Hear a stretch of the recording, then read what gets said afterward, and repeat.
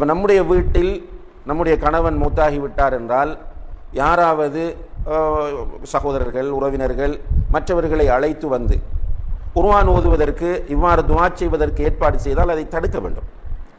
நம்முடைய வீட்டில் மார்க்கத்திற்கு முரணான காரியம் நடக்கக்கூடாது என்பதில் நாம் தெளிவாக இருக்க வேண்டும். நம்முடைய குடும்பத்தில் உள்ளவர்களுக்கு இதை கற்றுக் கொடுக்க வேண்டும். அவர்கள் செய்கிறார்கள், செய்துவிட்டு போகட்டும் என்று இருக்கக்கூடாது.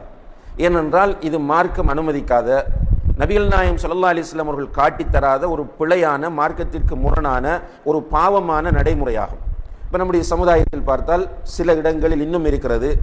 மௌத்தான அன்று இரவு ஒரு கத்தம் ஓதுவார்கள், அதற்கு இருட்டு கத்தம் என்று சொல்வார்கள்.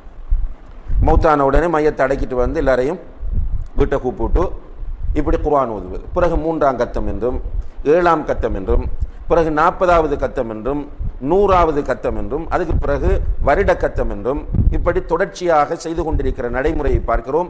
இது நபிகள் நாயகம் ஸல்லல்லாஹு அலைஹி வஸல்லம் அவர்கள் காட்டித்தரவும் இல்லை, சஹாபாக்களிடத்தில் இந்த நடைமுறை இருக்கவும் இல்லை என்பதை நாம் புரிந்து கொள்ள வேண்டும்.